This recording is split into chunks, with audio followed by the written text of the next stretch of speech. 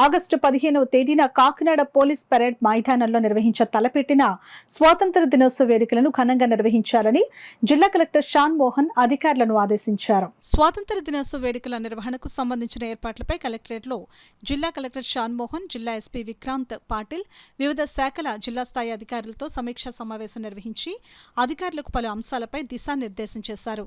అన్ని విభాగాల అధికారులు సమన్వయంతో వ్యవహరించి వేడుకలను విజయవంతం చేయాలని పిలుపునిచ్చారు.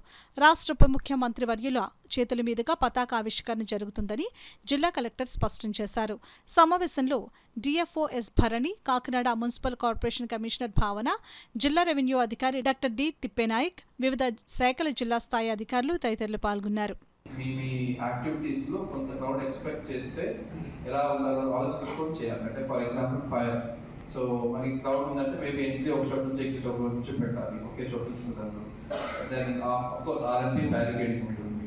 దెన్ వాట్ ఎల్స్ స్టాల్స్, సంబంధించి స్టాల్స్ ఏదైనా ఫుడ్ ఐటమ్స్ పెట్టినప్పుడు you can actually plan to sell more.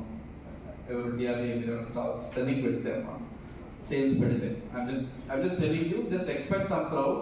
దానికి తగ్గట్టుగా మనం స్టాల్స్ ప్రిపేర్ చేసుకున్నప్పుడు కానీ మీ యాక్టివిటీస్ చేసుకున్నప్పుడు కానీ డ్యూటీస్లో ఉన్నప్పుడు just be prepared. Medical department సంబంధించి have some good amount of ఈ బ్యాండేజెస్, తర్వాత